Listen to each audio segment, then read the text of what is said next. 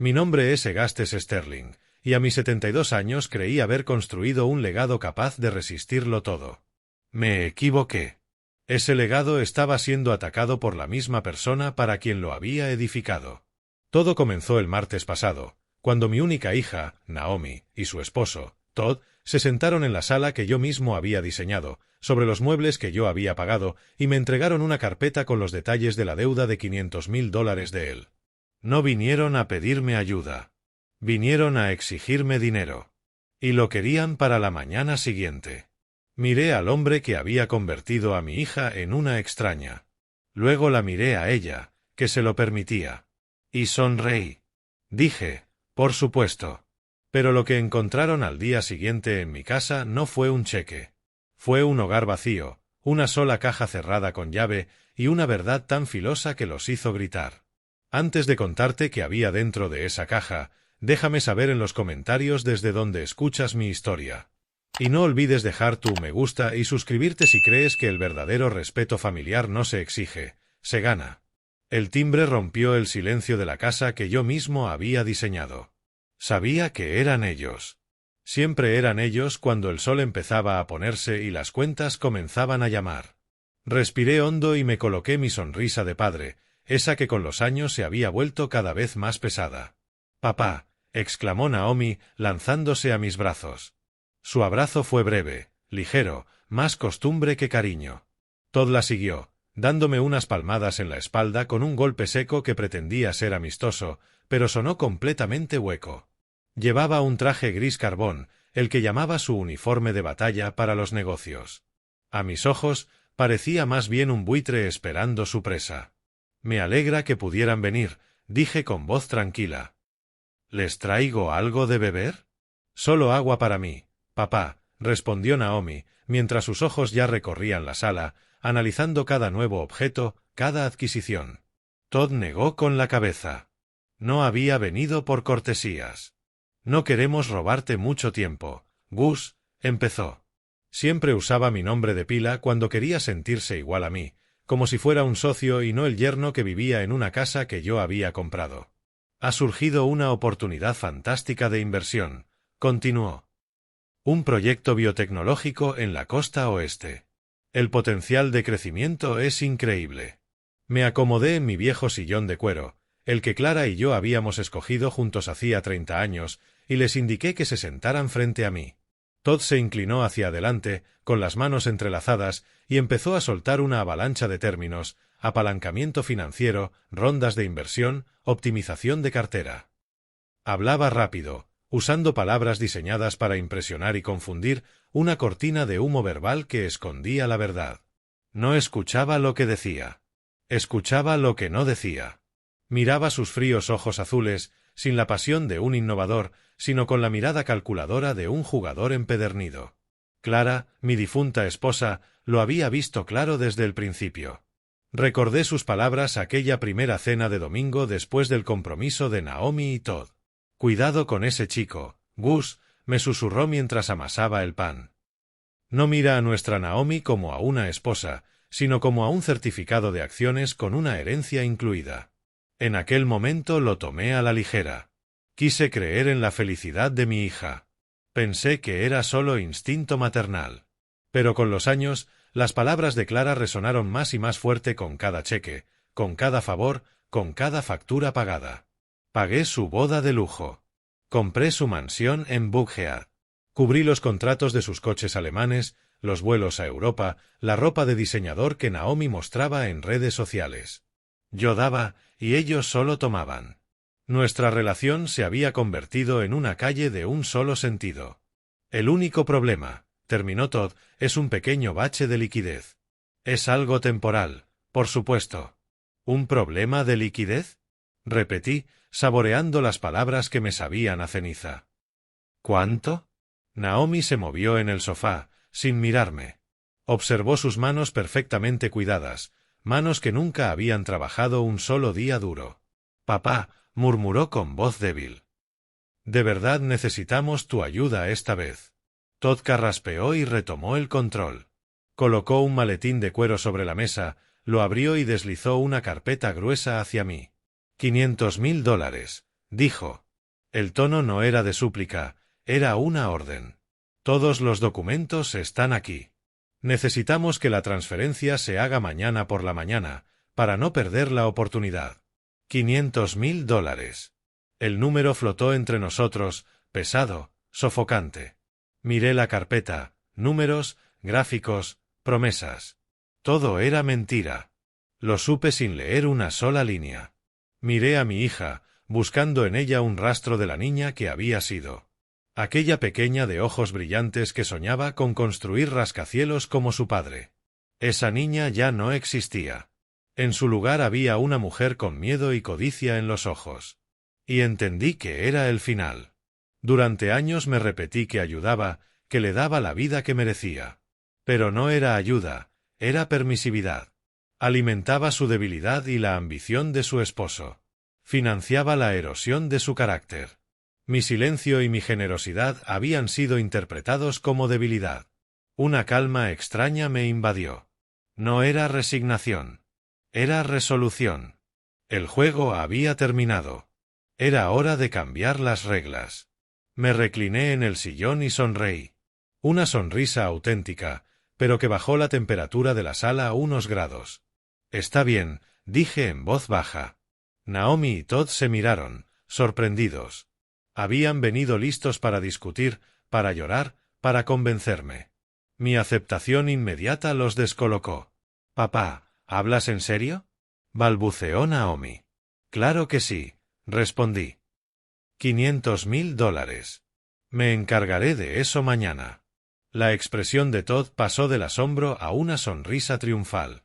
Sabía que lo entenderías, Gus. Es la decisión inteligente. No te arrepentirás. Oh, estoy seguro de que no, dije, manteniendo la sonrisa. Se levantaron deprisa, recogiendo los papeles como si temieran que cambiara de opinión. Naomi me abrazó otra vez, más fuerte esta vez, con un suspiro de alivio. Gracias, papá. Gracias de verdad. De nada, hija, le respondí, dándole una palmada en la espalda. Para eso está la familia. Los acompañé hasta la puerta y observé su Mercedes desaparecer entre los robles del camino. Cuando las luces traseras se perdieron, la sonrisa se borró de mi rostro. Cerré la puerta de madera maciza, y el sonido del cerrojo retumbó como el martillazo de un juez. El silencio que volvió era distinto. Ya no pesaba. Tenía filo. No volví a la sala. Fui directo a mi despacho, mi santuario, el lugar donde había trazado los planos de mi vida. En la pared frente a mi escritorio colgaba un gran retrato de Clara, pintado a partir de una foto de nuestro aniversario número 25 en París. Sus ojos parecían seguirme, cálidos, pero sabios. Tenías razón, Clara, susurré al lienzo. Estuve ciego. Dejé que mi amor por ella nublara mi juicio. Pero nunca es tarde para reforzar los cimientos, ¿verdad? Me senté en mi sillón de cuero. Por un momento dejé que el dolor entrara. El dolor de la traición, no solo de Todd, sino de mi propia hija. Había elegido su lado. Había preferido un estilo de vida antes que la integridad. El dolor cortaba como un vidrio roto, pero no me quebró. Me templó. No llamé a mi gerente del banco. Marqué otro número. Sonó solo una vez. Despacho Rosilab, habla Isabella. Su voz era firme, precisa, incluso a esa hora. Isabella, soy Gus, dije sin dudar. Activa el protocolo tormenta. Hubo una breve pausa, no de sorpresa, sino de reconocimiento. Isabella Rossi había sido mi abogada durante casi 20 años. Estuvo conmigo cuando creé el fideicomiso. Estuvo cuando Clara falleció. Conocía cada secreto, cada activo, y, sobre todo, sabía que era el protocolo tormenta. Era el plan de contingencia que habíamos preparado años atrás, para este día exacto, proteger mi legado de la codicia. Entendido, señor Sterling, respondió ella con tono profesional. Todo se ejecutará a las 9 en punto. Los avisos serán entregados de forma simultánea. Perfecto, dije. Gracias, Isabella. Solo hago mi trabajo, Gus. Cuídate. Colgué. Un peso inmenso se levantó de mis hombros. La decisión estaba tomada. Las piezas estaban en movimiento. Giré mi silla hacia la pared trasera, una biblioteca empotrada. Presioné el lomo de un libro tallado, una primera edición de El Conde de Montecristo, y un panel se deslizó en silencio, revelando una caja fuerte. Introduje la combinación que solo Isabella y yo conocíamos. Dentro no había dinero ni joyas. Había algo mucho más poderoso, la verdad. Saqué 2 portafolios de cuero grueso. El primero, etiquetado como fideicomiso familiar Sterling, era una fortaleza legal que protegía todo lo que había construido. El segundo llevaba un título más simple, Vigilancia, Todd Bishop. Lo abrí. Había cientos de páginas de informes de un investigador privado al que había contratado hacía más de un año. Fotos de Todd en casinos de Biloxi, registros de apuestas en línea, pruebas de una vida oculta tras su fachada de empresario. Y lo peor, declaraciones de personas que confiaron en él con sus ahorros y lo perdieron todo. Esa deuda no provenía de una mala inversión. Era dinero para silenciar a sus víctimas antes de que hablaran. Había tenido esas pruebas durante meses.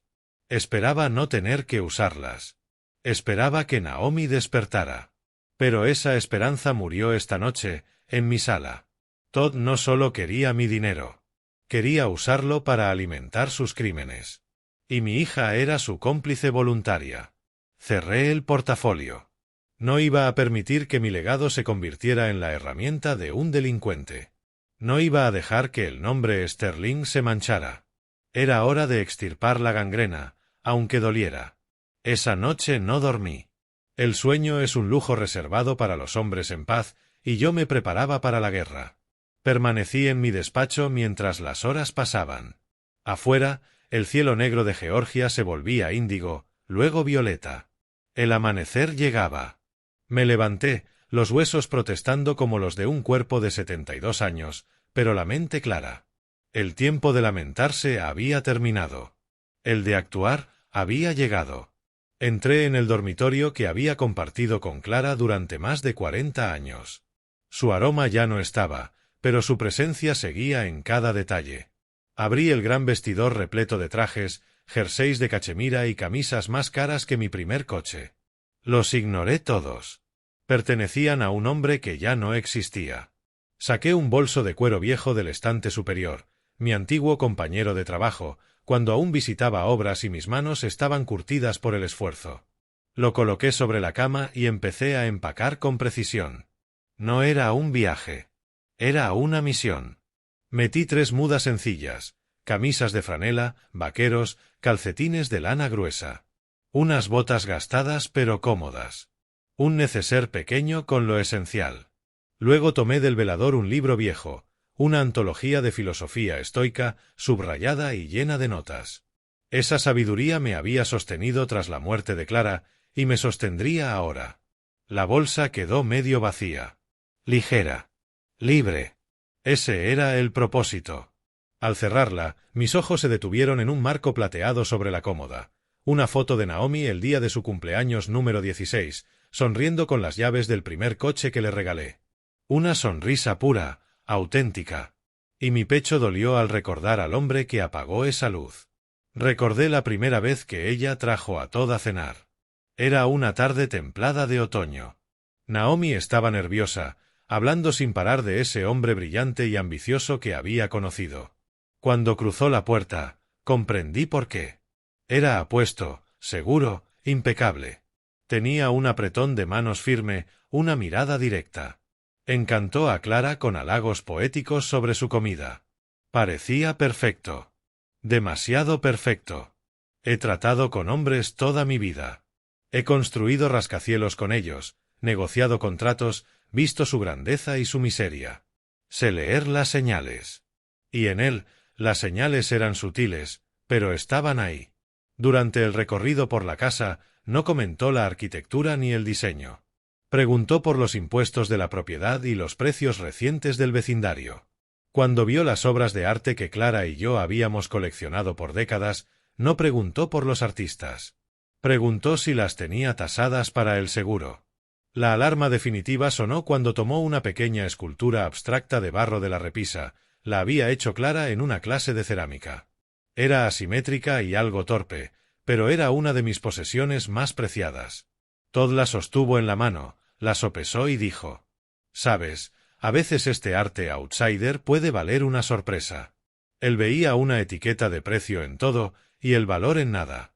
Observé a Naomi mirarlo a él. Resplandecía, completamente cautivada. Interpretaba sus preguntas como señales de una mente sofisticada, orientada a los negocios. No veía el núcleo frío y transaccional bajo el barniz pulido. Después de que él se fue, Clara y yo guardamos silencio mucho rato. Al final, ella se volvió hacia mí y pronunció esas palabras proféticas. La mira como si fuera un certificado de acciones. Intenté advertir a Naomi con suavidad al principio. Le hice preguntas sobre los antecedentes de Todd, su familia, sus valores. Pero se puso a la defensiva, me acusó de sobreprotector y snob. Dijo que yo no aceptaba que hubiera encontrado a un hombre tan ambicioso como yo. Ese fue el corte más cruel, porque yo no era ambicioso por dinero.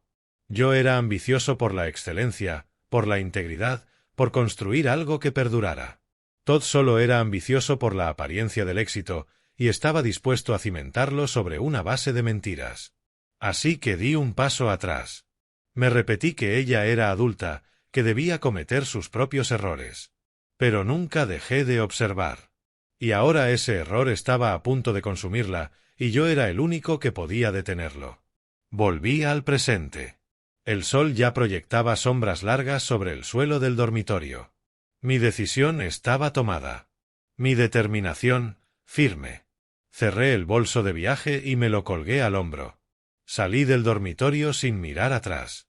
Crucé la gran casa silenciosa, con mis pasos resonando suaves sobre la madera.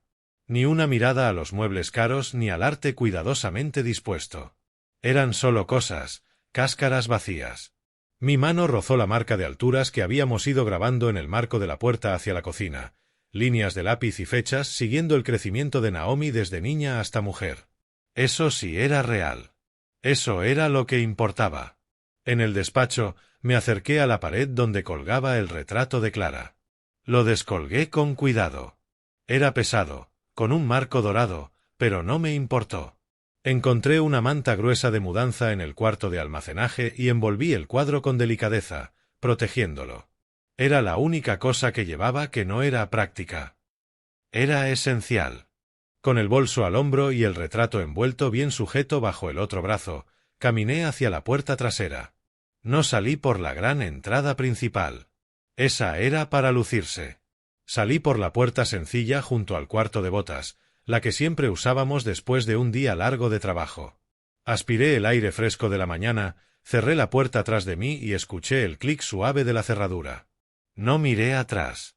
Crucé hacia el garaje independiente, rumbo a la camioneta simple y fiable que guardaba para las salidas de pesca, dejando el sedán de lujo atrás.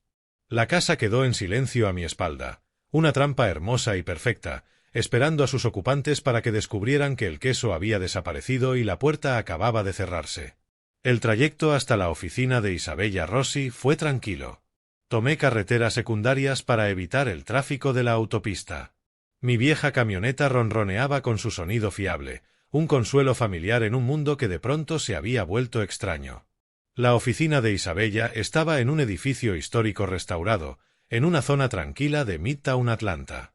No era una torre de vidrio y acero, era ladrillo sólido y roble viejo, un reflejo de la propia Isabella, fuerte, confiable y hecha para durar.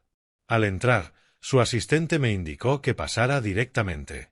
Isabella me esperaba en su despacho, una estancia forrada de libros de derecho y con un ligero aroma a café y cera de limón. Era una mujer aguda, impecablemente vestida, de unos 50 y tantos, con unos ojos inteligentes que no se perdían nada. Se levantó y me dio un abrazo breve y firme. No era de lástima, sino de solidaridad. Gus, dijo con calma. Siento que hayamos llegado a esto. Esbocé una sonrisa tensa. Yo también, Isabella. Yo también. Dejé el retrato envuelto de Clara, apoyado con cuidado contra la pared y me senté frente a su escritorio amplio y ordenado. Ya tenía un expediente abierto. El expediente del protocolo Tormenta. Repasemos, dijo, y fue al grano. Deslizó un documento hacia mí. El fideicomiso familiar Sterling. Como sabes, cuando lo constituimos tras el fallecimiento de Clara, lo hicimos irrevocable. Esta fue tu fortaleza, Gus. Tú eres el fiduciario, pero legalmente los activos pertenecen al fideicomiso en beneficio de los herederos designados. Hizo una pausa, dejando que el peso de esas palabras calara. Tu hija Naomi es la beneficiaria principal. Sin embargo, Todd Bishop no tiene posición ni derecho legal alguno. No aparece nombrado en ningún documento. Esta era la base de mi defensa.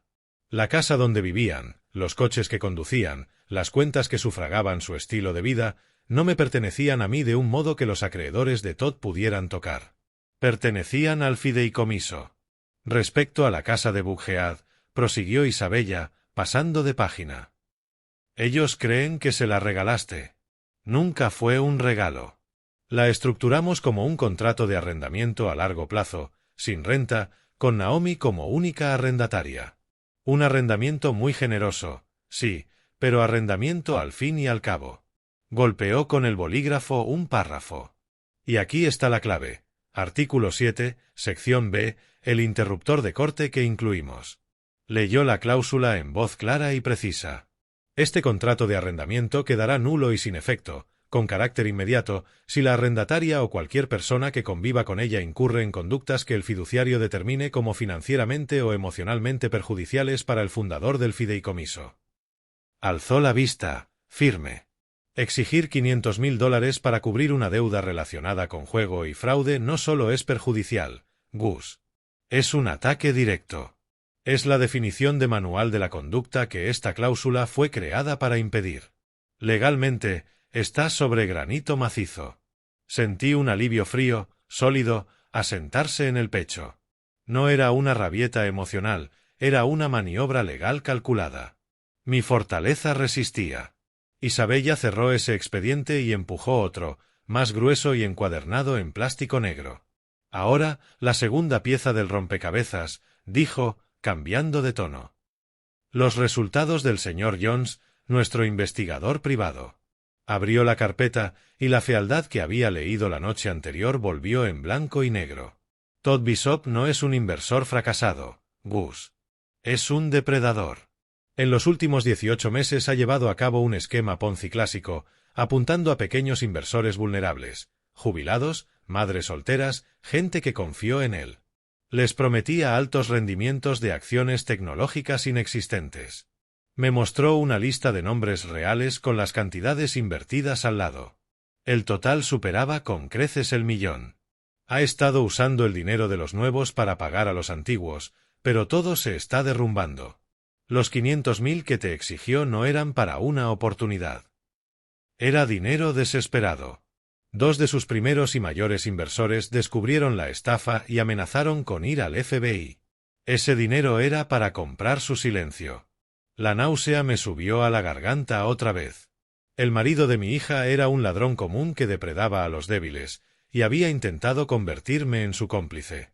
La carpeta también contenía un desglose minucioso de las finanzas personales, o la ausencia de ellas, de Todd, estados de sitios de apuestas en el extranjero con pérdidas de cientos de miles en el último año, extractos de tarjetas que describían un estilo de vida de puro exceso, cenas de $5.000, fines de semana en Las Vegas, joyas para mujeres que no eran mi hija. Un agujero negro de deudas y engaño, tratando de arrastrar el legado de mi familia. El investigador incluso incluyó transcripciones de conversaciones grabadas con dos de sus víctimas que aceptaron colaborar. Sus historias rompían el alma, ahorros de una vida perdidos, futuros arrasados. Isabella me dejó asimilarlo en silencio. Sabía que necesitaba ese momento para comprender a fondo la magnitud de la podredumbre. Ya había visto los informes, pero oírla exponerlo con claridad lo hacía escalofriantemente real. Ya no se trataba solo de proteger mis bienes. Se trataba de detener a un criminal. Por fin levanté la vista y la miré a los ojos. Cuando hablé, mi voz salió firme. La duda se había quemado, dejando a cero. Procede con todo, Isabella, dije. Ejecuta la cláusula. Rescinde el arrendamiento de inmediato. Que el alguacil judicial entregue hoy por la tarde el aviso de desalojo en la casa de Buckhead. Congela todas las cuentas financiadas por el fideicomiso a las que tengan acceso, tarjetas de crédito, membresías de clubes, todo. Cortalos por completo. Asintió, ya tomando notas. ¿Y la caja? Preguntó. La prepararé yo, respondí. Contendrá copias de todo lo de este expediente, deudas de juego, investigación por fraude, pruebas de sus infidelidades. Quiero que lo vean todo. Quiero que sepan que yo sé. Y pon arriba del todo el aviso de desalojo y una copia del contrato de arrendamiento anulado. Me miró con un destello, lástima, preocupación profesional, en los ojos. Gus, ¿estás seguro? Esto va a ser explosivo. Cuento con ello, repliqué, con voz de piedra. Una explosión es la única manera de limpiar unos cimientos podridos. Es hora de que aprendan que las acciones tienen consecuencias. Consecuencias reales e ineludibles. Asintió, decidida. Entonces, considéralo hecho. Para hoy a las 5 de la tarde, a todos los efectos legales y financieros, Naomi y Todd Bishop estarán por su cuenta. Me puse de pie, sintiéndome más alto que en años. Tomé el retrato envuelto de Clara. Gracias por todo, Isabella. Yo solo soy la arquitecta, Gus, dijo, con una rara sonrisa leve. Tú fuiste quien tuvo la sabiduría de dibujar los planos. Salí a la luminosa mañana de Atlanta con el retrato de mi esposa apretado entre los brazos. Se acercaba la tormenta, y yo estaba listo para dirigir el rayo. No fui directo al aeropuerto. Conduje primero hasta un discreto guardamuebles en la zona industrial de la ciudad. La caja con las copias de los expedientes de Isabella pesaba en el asiento del copiloto. La deslicé en un compartimento con control de clima que había alquilado bajo otro nombre.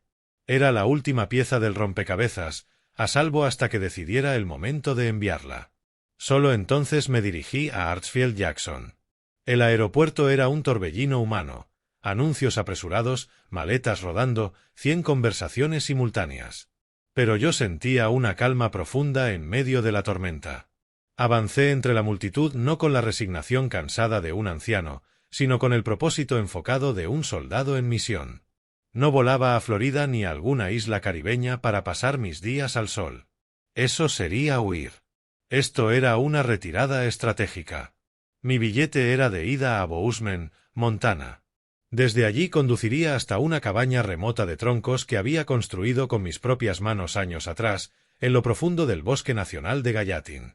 Mi santuario, madera, humo, pinos y un silencio hondo. El lugar perfecto para desaparecer. Facturé mi único bolso, llevé el retrato de Clara con cuidado por seguridad y fui a la puerta de embarque. Encontré un asiento tranquilo junto a una gran ventana desde donde veía la pista. Aviones aterrizando y despegando con una gracia poderosa e implacable. Máquinas de transición, de salidas y llegadas, me sentí afín a ellas.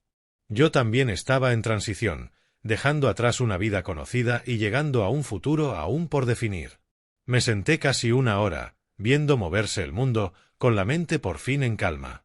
La ira se había disipado, dejando una certeza fría y clara. Había hecho lo correcto. Lo único posible. Pensé en Clara, como siempre en los momentos importantes. Miré el cielo abierto y le hablé en mi mente, como cada día desde que se fue. Clara, mi amor, lo siento. Siento haber permitido que esto se alargara tanto. Confié en que ella lo vería como realmente es. Confié en que nuestra hija, la niña fuerte e inteligente que criamos, encontraría el camino de vuelta. Fui un necio. Confundí mi esperanza con una posibilidad. Y así dejé que la podredumbre se extendiera. La imaginé a mi lado, su mano tibia sobre la mía, su presencia como un peso que reconforta. No hago esto por rabia, Clara. Ya no. Lo hago por amor. Un amor duro, doloroso. No le estoy dando a Naomi una limosna. Le estoy dando una oportunidad. La oportunidad de sostenerse sola.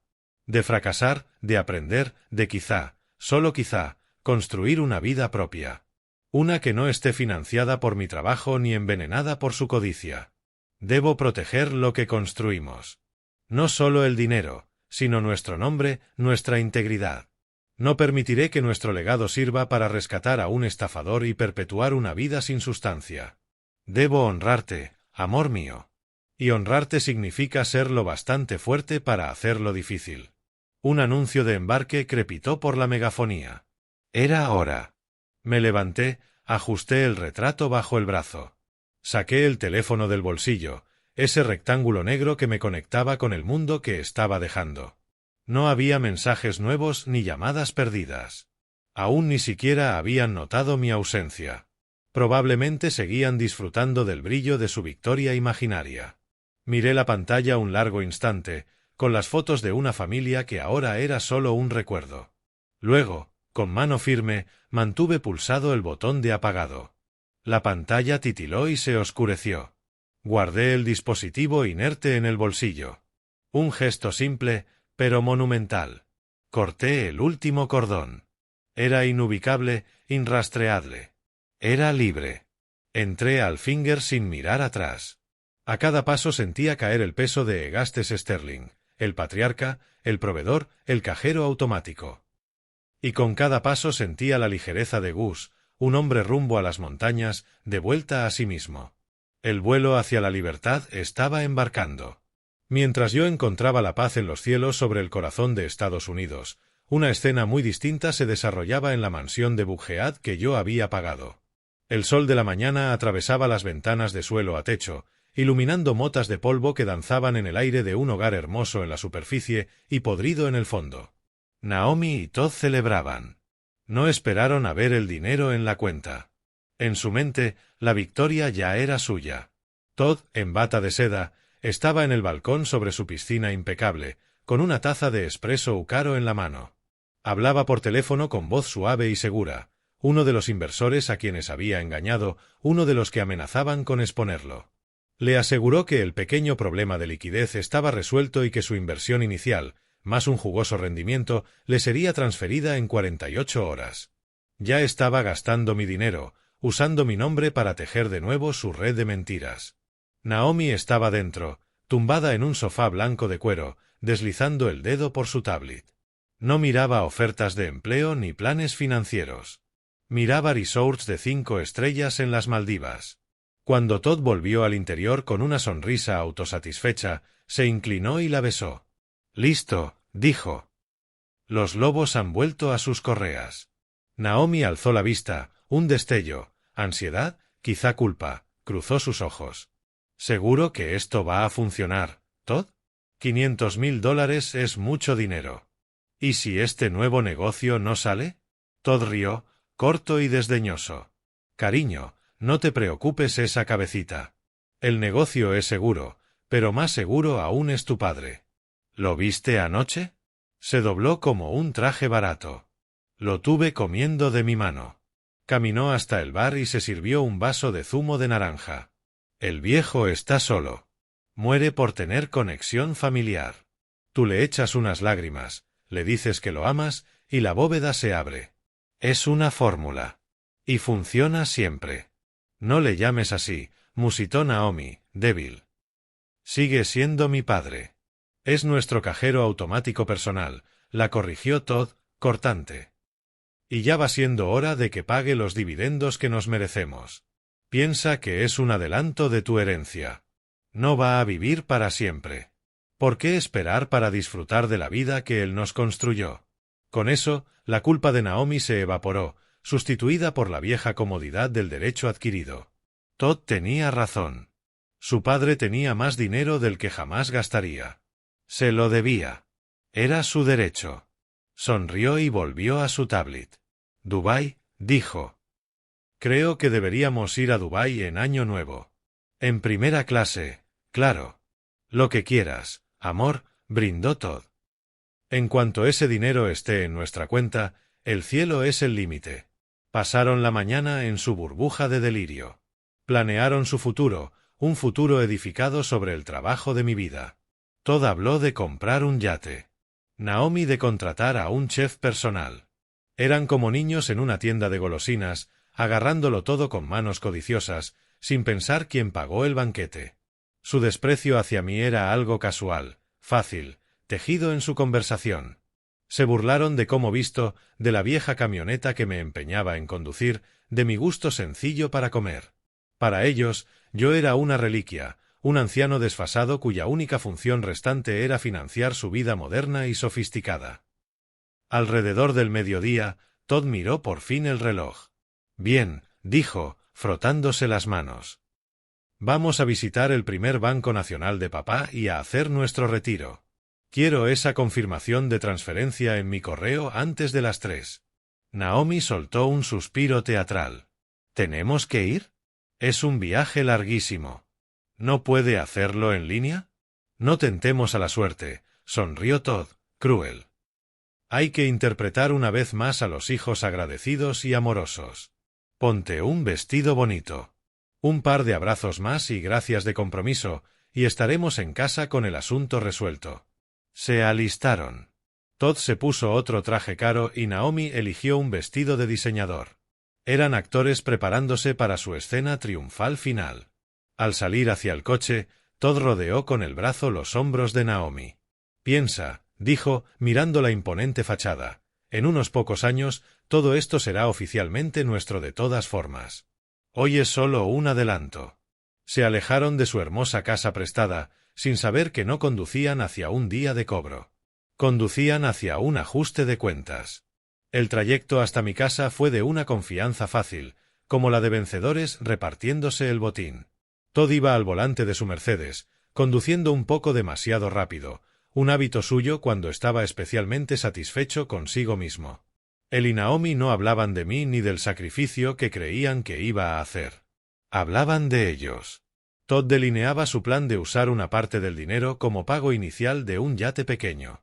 Hablaba de fines de semana de verano navegando por el lago Lanier, entreteniendo clientes y cerrando tratos.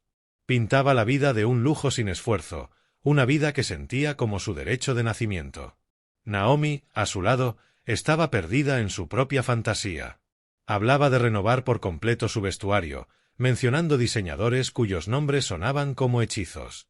Imaginaba la envidia de sus amigas cuando les contara su viaje espontáneo a Dubái. Su conversación era una sinfonía de egoísmo, un dúo de codicia interpretado en la comodidad climatizada de un coche que yo había pagado. Estaban tan absortos en su sueño compartido que casi se pasan el desvío a mi calle. Cuando por fin se detuvieron ante las grandes verjas de hierro de la entrada de mi camino de entrada, las encontraron cerradas. Fue la primera nota disonante en su canción triunfal. Yo siempre dejaba las verjas abiertas durante el día. ¿Pero qué demonios?, murmuró Todd, tamborileando los dedos en el volante. ¿Por qué están cerradas? Quizá ha salido un momento, propuso Naomi, sin convicción. Pero sabe que venimos. Dijo que estaría aquí. Todd suspiró con impaciencia teatral. Se inclinó por la ventanilla y marcó el código en el teclado. Las verjas se abrieron con un lento gemido hidráulico.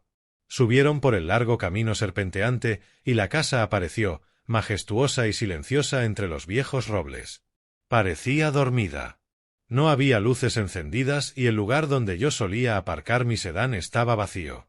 Un nudo frío empezó a apretarse en el estómago de Naomi. Todd, en cambio, solo se irritó más. Claro que no está, rezongó, deteniendo el coche. Seguro que está en el banco haciendo la transferencia. Aún así, podría haber dejado la puerta abierta. Bajaron del coche, el sol de Georgia les calentaba la piel.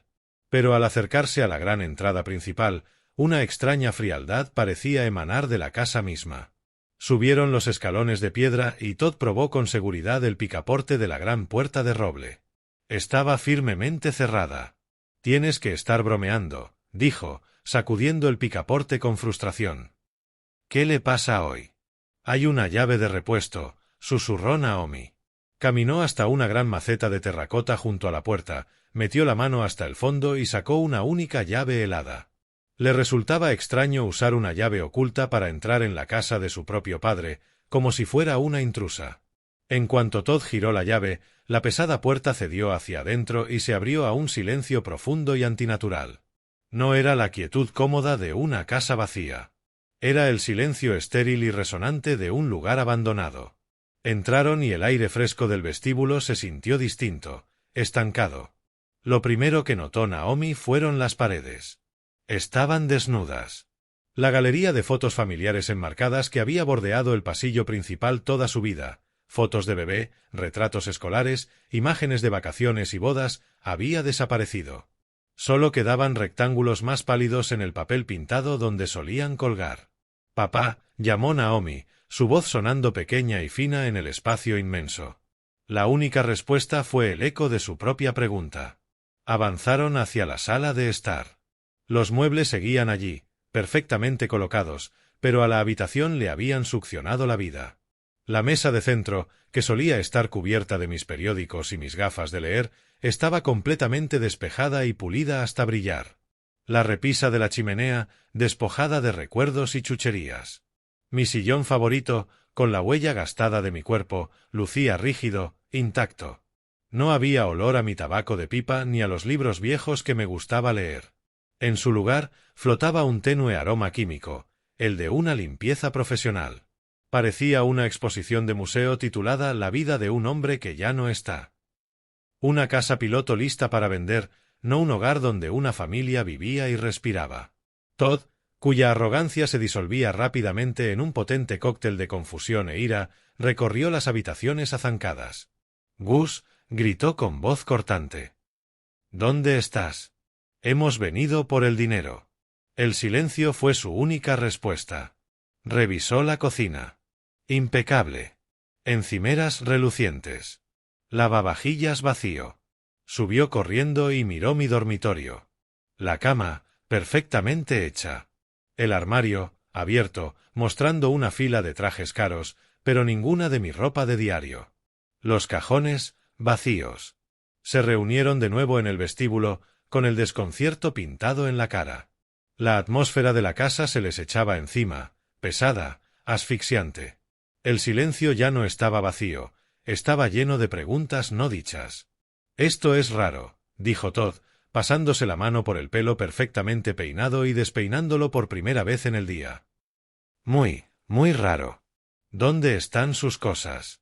¿Dónde están las fotos?» «No lo entiendo», susurró Naomi, abrazándose el cuerpo como si tuviera frío. «No tiene sentido. Anoche estaba bien. Lo prometió. Prometió que nos ayudaría. Debe de ser una broma de mal gusto», escupió Todd, con un pánico creciente en la voz. Su mente buscaba a toda velocidad una explicación lógica y no la encontraba. «Está intentando asustarnos, darnos una lección antes de soltarnos el dinero». «Mi padre no juega a estas cosas», murmuró Naomi negando con la cabeza. Ella me conocía. Esto no era un juego. Era otra cosa. Algo definitivo. Fue entonces, de pie en el corazón silencioso y vacío de una casa que ya no era un hogar, cuando los ojos de Naomi lo vieron. En el centro exacto de la gran mesa del comedor, el único objeto en una sala por lo demás desnuda, una caja cerrada de madera oscura y pulida. Ambos la vieron al mismo tiempo, la caja, quietecita sobre la vasta superficie de caoba, un centinela oscuro y mudo en el centro de la habitación vacía. No era grande, pero tenía una presencia inmensa, como si atrajera hacia sí la luz y el aire. Era de madera casi negra, sin cerradura ni pestillo visible. Un objeto de una simplicidad tajante e intimidante. Naomi sintió un latigazo de puro pavor. No quería saber qué había dentro. Todo su cuerpo le gritaba que diera media vuelta, que saliera corriendo de aquella casa fría y silenciosa y no mirara atrás. La caja se sentía como un ataúd, un contenedor para una verdad que no estaba lista para enfrentar. Todd no compartió esa vacilación. Su confusión había cuajado en una ira cruda e impaciente. Tenía que ser el último numerito del viejo. ¿Y esto qué es?, se burló, acercándose a zancadas. ¿Una búsqueda del tesoro? ¿Está el cheque dentro de esta cajita ridícula? No esperó respuesta. Con un gesto rápido y desdeñoso, levantó la tapa. Esperaba ver un cheque de caja, prolijamente doblado, por $500,000. Esperaba una carta con las condiciones del préstamo. Esperaba sentir en las manos el peso satisfactorio de la victoria. No esperaba lo que vio. La caja estaba llena, hasta el borde, de papeles ordenados con esmero. Pero no era dinero. Lo primero que vio fue una fotografía, una imagen brillante, en alta resolución y a color. Era una foto de él, Todd, sentado en una mesa de póker en un casino de Biloxi, con una pila de fichas delante y una copa en la mano. La marca de tiempo correspondía a un fin de semana en el que le había dicho a Naomi que estaba en una conferencia de negocios en Chicago. Se quedó helado, la mano aún en la tapa. Su mente luchó por procesarlo. Pasó la foto con rapidez y el corazón empezó a martillarle en el pecho. Debajo, un fajo grueso de documentos. La primera página era un estado bancario. No de su banco, sino de una cuenta offshore registrada en las Islas Caimán. Mostraba una serie de depósitos y luego una cascada catastrófica de retiros que culminaban en un saldo casi nulo. Era el registro perfecto de su vida secreta de juego. Página tras página detallaba sus pérdidas, su adicción desnuda en números fríos y duros. Siguió pasando hojas, las manos le temblaban. No era solo juego. Había cadenas de correos impresos entre él y otras mujeres, coquetos y explícitos. Había recibos de hotel en ciudades que jamás mencionó. La evidencia de sus traiciones era meticulosa e innegable. Su mundo cuidadosamente construido empezaba a resquebrajarse. Llegó entonces a la siguiente sección, Bishop Investment Group, estados de clientes. Vio los nombres de sus víctimas, la gente a la que había estafado, y junto a sus nombres, copias de los falsos informes de inversión que les había enviado prometiendo rendimientos imposibles. Debajo, los estados bancarios reales que mostraban a dónde había ido en verdad su dinero, a sus cuentas personales, a los casinos, a una vida edificada sobre el robo. Naomi, mirándolo desde el umbral, vio cómo se le iba el color del rostro. «Todd, ¿qué es?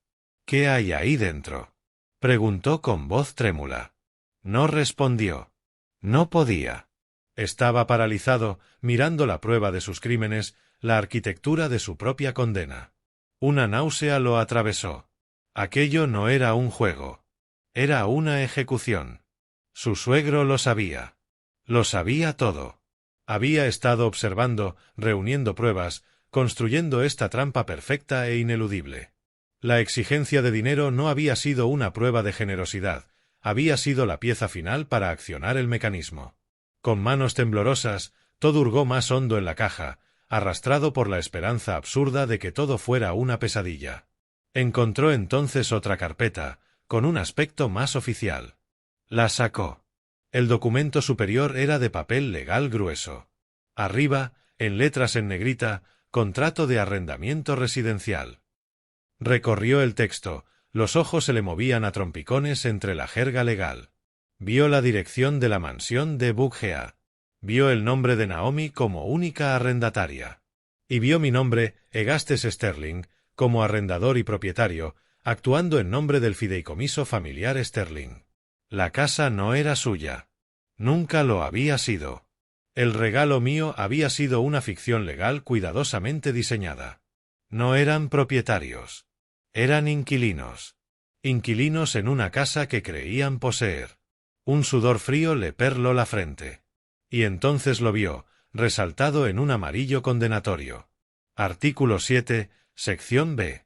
La cláusula sobre conducta considerada financieramente o emocionalmente perjudicial para el fundador del fideicomiso. Su exigencia de $500.000 no era una simple petición de ayuda. Era un incumplimiento de contrato. Un error fatal, con fuerza legal. Grapado al final del contrato había otro documento, aún más aterrador, una notificación formal, sellada por el juzgado, de rescisión de arrendamiento y desalojo. El lenguaje era brutal y directo. Debido a un incumplimiento material del contrato, su tenencia quedaba terminada con efecto inmediato. Les otorgaba 30 días para desalojar la vivienda. 30 días. Su hogar, su estatus, su mundo entero eran arrancados legalmente de debajo de sus pies. No, susurró, un sonido estrangulado. No puede. No puede hacer esto. Naomi, incapaz de soportar más la incertidumbre, se abalanzó y le arrebató los papeles de los dedos entumecidos. Los leyó, con los ojos agrandándose a cada línea. El arrendamiento, la cláusula de rescisión, el aviso de desalojo. Se le cortó la respiración. La hermosa casa, Su santuario, el símbolo de su éxito, era una ilusión. No la poseía. La estaban echando como a una inquilina morosa. La humillación fue un golpe físico que le sacó el aire. «Esto no es real», balbuceó, mirando a Todd con ojos suplicantes. «Todd, dime que no es real». Pero Todd no la miraba. Sus ojos estaban fijos en el fondo de la caja. Quedaba una cosa más. Sobre el forro de terciopelo oscuro yacía una única carta manuscrita en mi papelería personal. La letra, elegante y familiar, se volvió de pronto aterradoramente poderosa. Todd la tomó como si fuera una serpiente venenosa. La leyó en voz alta, con un susurro incrédulo. «Naomi, viniste a pedirme que pagara una deuda, pero jamás preguntaste para qué era esa deuda. Elegiste la ignorancia voluntaria en lugar de la verdad, porque la verdad habría incomodado tu vida confortable. Tu esposo no es víctima del mercado. Es un ladrón que depreda a los vulnerables y tú has sido su cómplice dispuesta». Las palabras fueron bofetadas en su rostro. Naomi dejó escapar un quejido herido. Todd siguió leyendo, con la voz quebrada. «Todd, querías $500,000 para continuar tu farsa. En cambio, ahora tienes una deuda mayor, la verdad. La casa nunca fue tuya. Los coches no son tuyos. La vida que finges vivir no es tuya. Todo fue un préstamo, y tu garantía era el respeto y el amor de mi hija. Incumpliste. Considera embargados tus activos. Punto». El último párrafo iba dirigido a ambos. «No he hecho esto para castigaros. Lo he hecho para liberaros. Os he liberado del peso aplastante de una vida que no ganasteis y que no podíais sostener. Vuestra herencia no es mi dinero. Es esta lección. Aprended a sosteneros por vosotros mismos. Aprended el valor de $1 ganado con trabajo honesto. Aprended que la integridad es el único cimiento digno. El mundo es un lugar duro cuando solo puedes apoyarte en tus propias decisiones. Bienvenidos al mundo». La carta terminaba con mi firma simple y rotunda, Egastes Sterling. Todd se quedó mirando la firma y algo dentro de él por fin se rompió. La arrogancia, la confianza, la persona cuidadosamente construida del hombre exitoso, todo se desintegró en un instante. Quedó expuesto. Arruinado. Y lo había derribado el viejo discreto al que había tratado como a una presa fácil. Un sonido gutural le trepó por la garganta, pura rabia primitiva y desolación. Arrojó la carta y barrió la mesa con el brazo, dispersando la caja y sus pruebas por el suelo. Luego gritó. No fue un alarido de ira. Fue el grito de un hombre viendo arder su universo. Naomi lo acompañó, un chillido agudo de desesperación, el de una princesa mimada arrojada desde la torre más alta.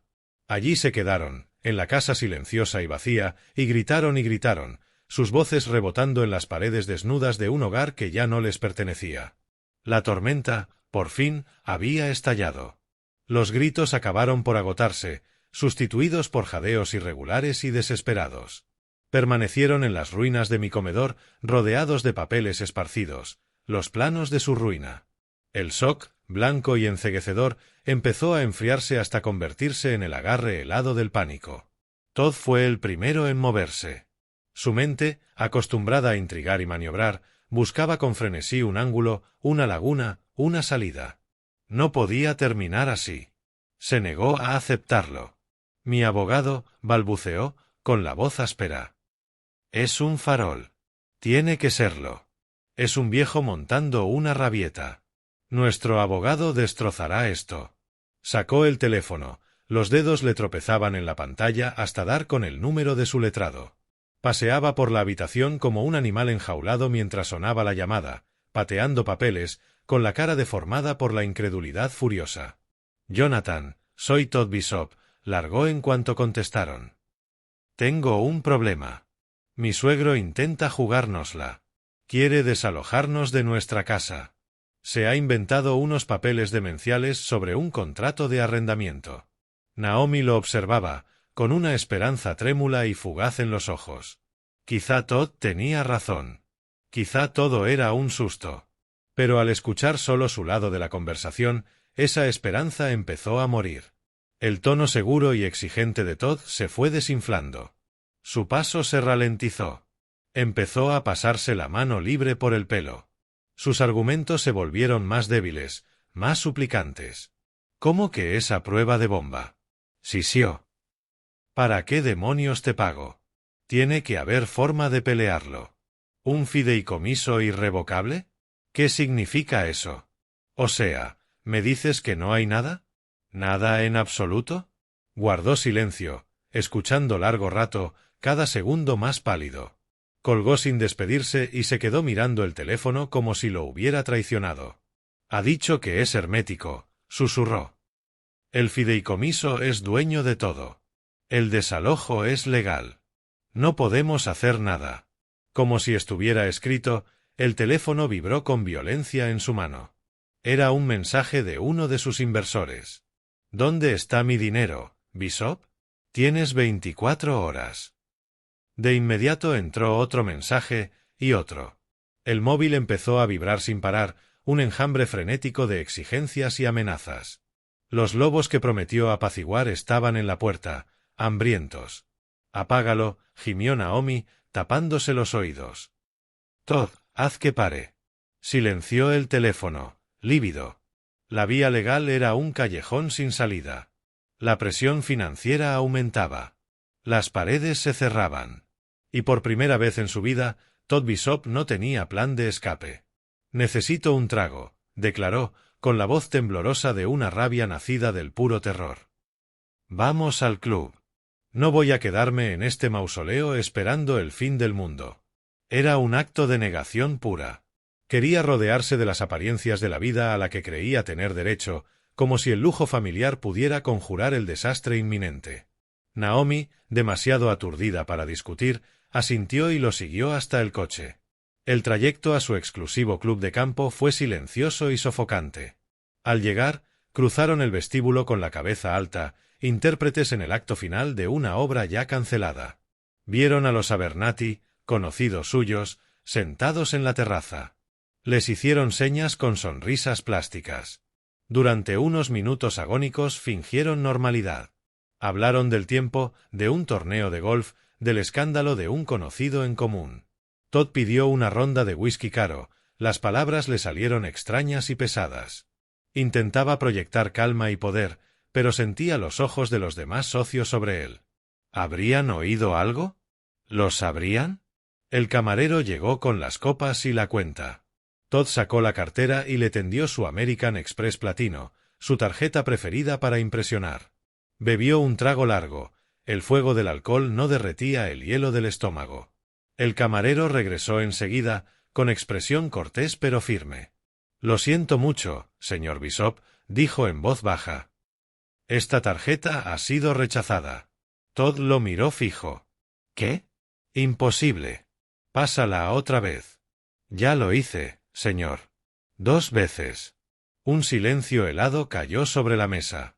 Los Abernathy se cruzaron una mirada rápida y elocuente.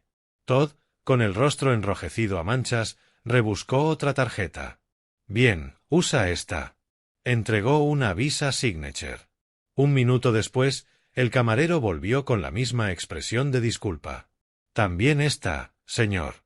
Y la Mastercard a nombre de su esposa. Parece que hay un problema con todas sus cuentas. La humillación fue total. Una ejecución social, silenciosa y devastadora.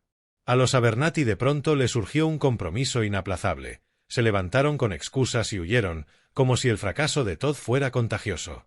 Incapaz siquiera de pagar las copas, Todd tuvo que cargar la cuenta a su número de socio, un número que sabía que amanecería suspendido. Salieron del club bajo el murmullo de susurros y miradas curiosas que los golpeaban como un mazazo. La escalera social que tanto se habían esforzado por escalar acababa de desaparecer bajo sus pies. El regreso en coche fue una tumba de silencio. La furia que venía hirviendo bajo la superficie llegó al punto de ebullición. Entraron en el camino de la casa que ya no era suya, y antes de apagar el motor, la explosión ocurrió. Todd fue quien encendió la mecha. Se volvió hacia Naomi con el rostro retorcido en una mueca horrible. No quedaba rastro del hombre encantador y sofisticado, solo un animal acorralado y feroz. «Es tu culpa», escupió, con voz baja y venenosa. Todo. Tu padre senil y vengativo. Te dije que era un problema. Se suponía que lo tendrías bajo control. Se suponía que tú eras la llave del reino, y ni siquiera pudiste mantener la puerta abierta. ¿Mi culpa? Chilló Naomi, dejando que su propio shock y miedo se convirtieran por fin en una rabia blanca. El que me mintió fuiste tú. El que se jugó quién sabe cuánto dinero fuiste tú. El que me engañó y robó a inocentes fuiste tú. Mi padre no nos hizo esto. Lo hiciste tú. Hice lo que tenía que hacer para mantener este estilo de vida, rugió él, señalando la gran casa. El mismo estilo de vida que tú disfrutabas encantada. ¿Alguna vez preguntaste de dónde salía el dinero para tus bolsos de diseñador y tus días de spa? No. Solo sonreías y lo tomabas. Me casé contigo por una razón, Naomi.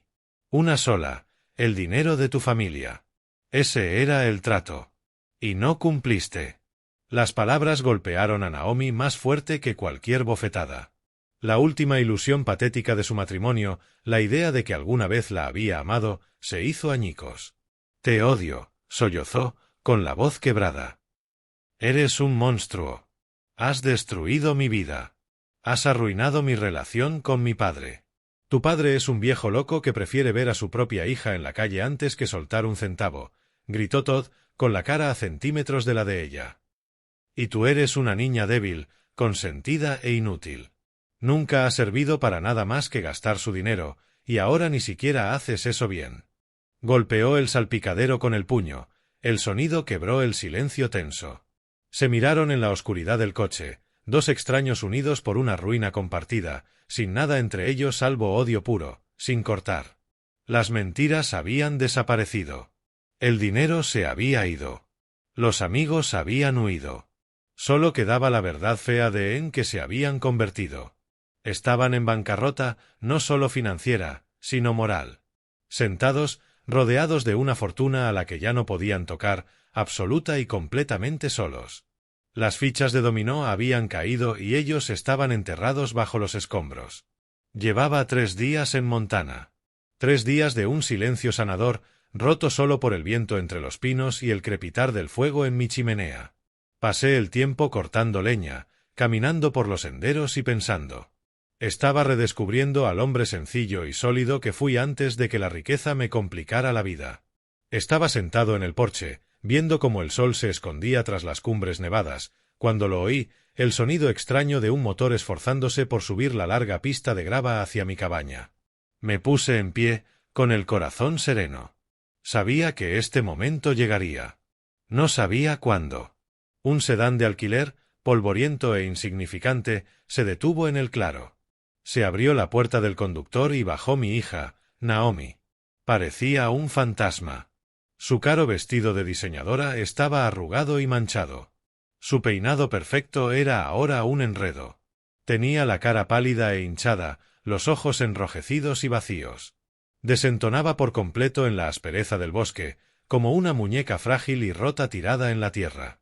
Evidentemente había pasado un infierno para encontrarme, y una parte de mí se encogió de dolor al verla así.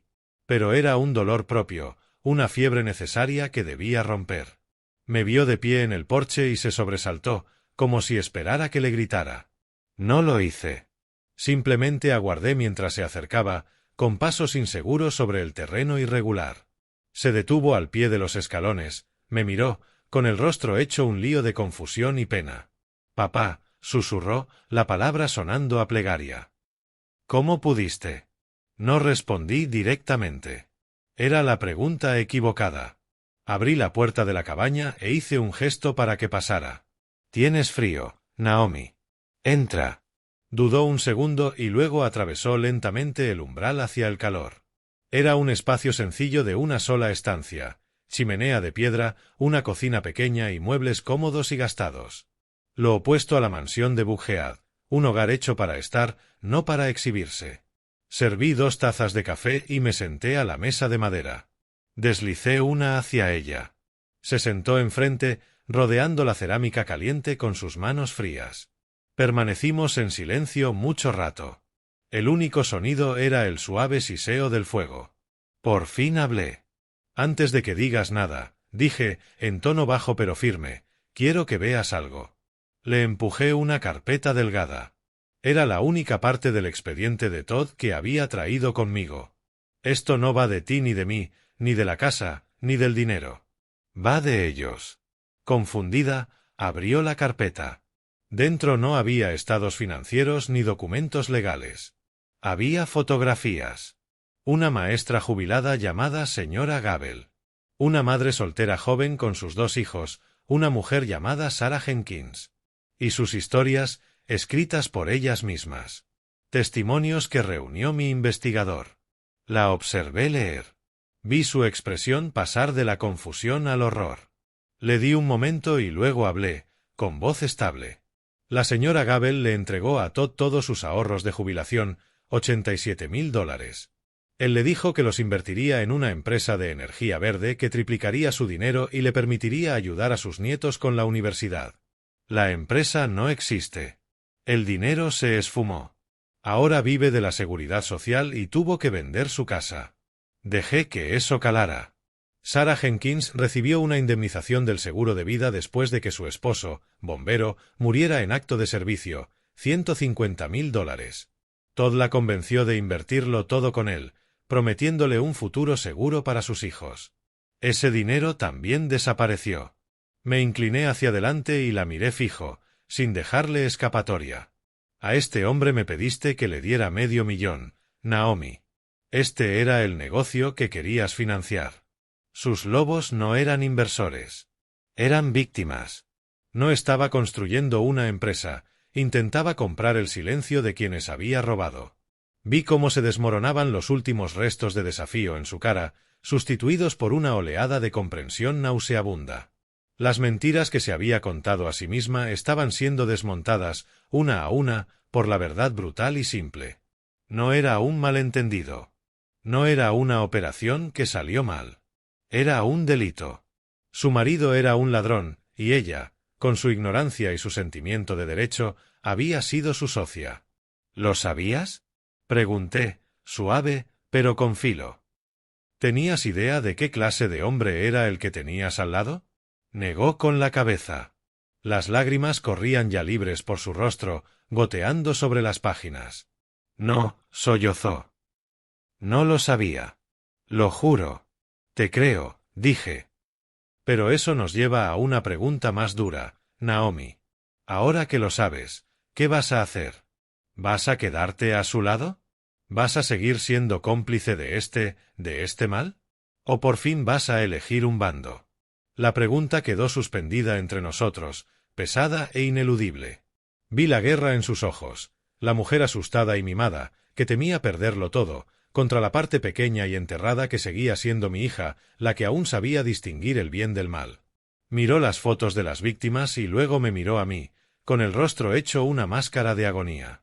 Abrió la boca, pero no salieron palabras. En su lugar, un sollozo hondo y desgarrado le brotó del pecho, el sonido de un corazón quebrándose bajo el peso imposible de la verdad. Se tapó la cara con las manos y lloró.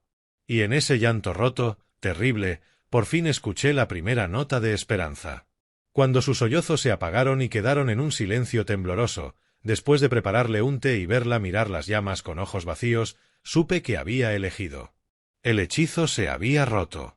Se quedó a dormir en el catre del rincón, por la mañana se fue sin decir palabra, dejando solo una nota manuscrita sobre la mesa, lo siento. Cuando su coche desapareció por la pista de la montaña, tomé el teléfono satelital e hice una última llamada a Atlanta. Isabella contestó al primer tono. Gus, dijo, con voz pareja. ¿Es el momento? Miré por la ventana la belleza vasta y dura de las montañas. El mundo era un lugar de verdades difíciles y consecuencias innegables. Era hora de que Todd enfrentara las suyas. Es hora, Isabella, dije. Envía el paquete. Va en camino, respondió, con una nota de final. Entrega anónima por mensajero en el despacho personal del jefe de la División de Delitos de Cuello Blanco del FBI aquí en Atlanta. Contiene todo. El informe completo del investigador, los testimonios de las víctimas, los registros de las cuentas offshore. Es un caso cantado, envuelto para regalo. Gracias, Isabella, dije. Ahora dejemos que la justicia haga su trabajo. Mientras yo encontraba una paz callada en las montañas, Todd Bishop descendía a un infierno paranoico. Con Naomi fuera y todas las cuentas congeladas, era un rey sin reino y sin efectivo. Pasó 2 días mudándose entre moteles baratos en las afueras, pagando en efectivo rascado del fondo del coche y de bolsillos de chaquetas viejas. Su mundo se había reducido de una mansión en Bugead a una sucesión de habitaciones anónimas y manchadas que olían a cigarro rancio y desesperación. Su teléfono era una fuente constante de terror, un ladrillo vibrante de amenazas de quienes había estafado. Se le acababa el tiempo y las opciones. Al tercer día entró en una casa de empeños lúgubre y mal iluminada, en un centro comercial olvidado. El aire estaba cargado de polvo y derrota. Se acercó al mostrador, una vitrina llena de sueños abandonados por otros desesperados, y dejó sobre el vidrio su último símbolo de estatus, su reloj Rolex, una monstruosidad de acero dorado que solía llamar su cierratratos. Ahora no era más que su último billete para unos días más de huida. El prestamista, un hombre de ojos cansados y carácter suspicaz, tomó el reloj y lo examinó con escepticismo. «Vale 30.000», dijo Todd con la voz áspera. «Me llevo 10 en efectivo ahora mismo». El prestamista gruñó, sin impresión. «Te doy 3». «¿3?» «Es insultante», saltó Todd, con los nervios en carne viva. «Es un Rolex auténtico. Aquí todo es auténtico de algo, amigo», repuso el prestamista, ya perdiendo interés. 3.000. Tómalo o déjalo. Cuando Todd iba a discutir, sonó la campanilla de la puerta. Entraron 2 personas, un hombre y una mujer, vestidos con sencillez profesional. No parecían clientes. Se movían con un propósito tranquilo y seguro, sus ojos recorrieron la tienda hasta posarse en él. Todd sintió un latigazo de miedo animal. No eran inversores. Eran otra cosa. El hombre se acercó al mostrador, con expresión serena e inescrutable. «¿Todd Bishop?», preguntó con cortesía firme. La mente de Todd se quedó en blanco. Quiso correr, negar, mentir, pero los pies no le respondieron. Solo pudo asentir, torpemente. El hombre sacó una cartera de cuero y la abrió, una placa dorada. «Agente especial Miller, FBI», dijo. «Queda detenido por fraude electrónico federal y conspiración para cometer fraude».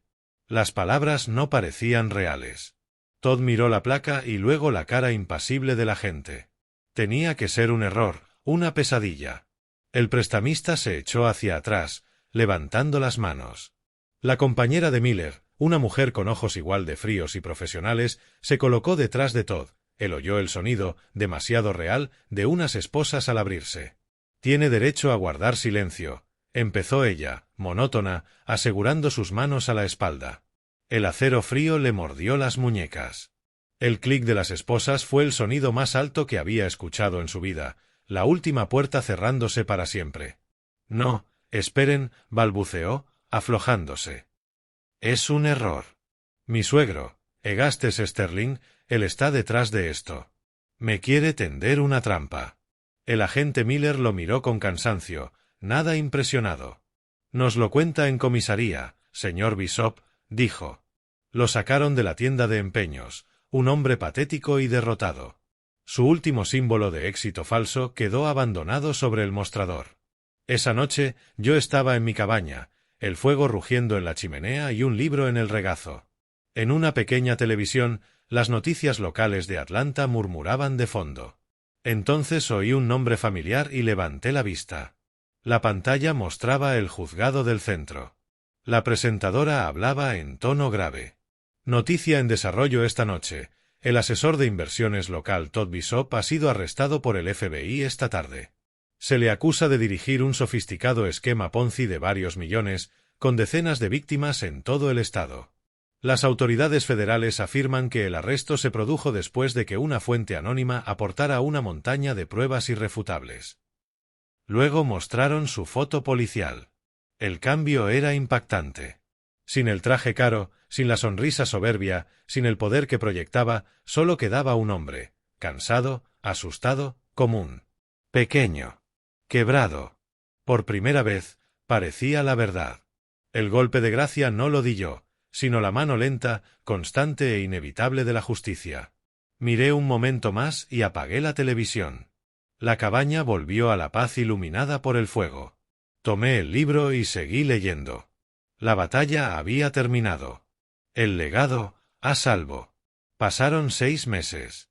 El invierno duro de Montana se había ablandado en una primavera vibrante. Encontré un ritmo en las montañas, una calma que no conocía desde hacía años. Pero quedaba un último asunto, una base final que inspeccionar. Volé de regreso a Atlanta, no a la gran casa vacía de la colina, sino a un hotel sencillo en el centro. Había quedado en tomar un café con Naomi. Llegué unos minutos antes y la vi por la ventana antes de que ella me viera a mí. Trabajaba detrás del mostrador, con el pelo recogido en una coleta simple y un delantal negro. Tomaba un pedido y sonreía, una sonrisa cansada, pero genuina. No había ropa de diseñador ni joyas caras. Sus manos, antes impecables, eran ahora las manos de alguien que trabaja. En sus ojos había una claridad, un enfoque que no veía desde que era niña. Se veía real. Me vio, y su sonrisa titubeó un instante, luego asintió, breve y silenciosa, y terminó con el cliente. Unos minutos después se sentó a mi mesa con 2 cafés. «Hola, papá», dijo, en voz baja. El viejo desparpajo de siempre había desaparecido, sustituido por un respeto frágil, incipiente. Hablamos un rato. Me contó de su piso pequeño, de las dificultades de pagar sus facturas por primera vez en su vida. Me dijo que había presentado la demanda de divorcio. De Todd había oído que aceptó un acuerdo y que estaría en prisión federal al menos 10 años. No habló de él con odio, sino con una tristeza cansada y distante, como si hablara de un extraño de una vida que ya no era la suya. Admitió lo duro que era, como a veces la abrumaba la vergüenza. Pero, por primera vez, también habló con un destello de orgullo de su primer sueldo, de poder cubrir su propio alquiler. Yo escuché, sin ofrecer soluciones ni lástima, dándole espacio para adueñarse de su nueva vida. Al final, deslicé un folleto delgado por la mesa, el catálogo de cursos del colegio comunitario. Dije en mi carta que lo decía en serio. Naomi, le expliqué, suave pero firme. No pagaré tu estilo de vida. No te daré ni $1 para hacerte la vida más fácil. Pero siempre invertiré en tu futuro. Elige una clase, la que sea, desde contabilidad hasta arquitectura, y yo la pagaré. No voy a darte el pez, voy a comprarte la mejor caña y enseñarte a usarla. Lo demás depende de ti. Se le llenaron los ojos de lágrimas, pero esta vez no eran de manipulación ni de autocompasión. Eran de gratitud.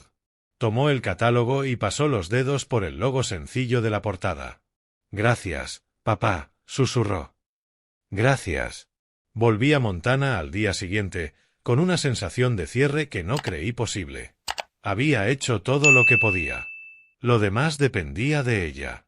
Una semana después estaba en mi porche, viendo el atardecer teñir el cielo de naranjas y morados. Mi teléfono vibró en el bolsillo. Un mensaje de un número desconocido. Lo abrí. Era breve, pero contenía un universo de esperanza.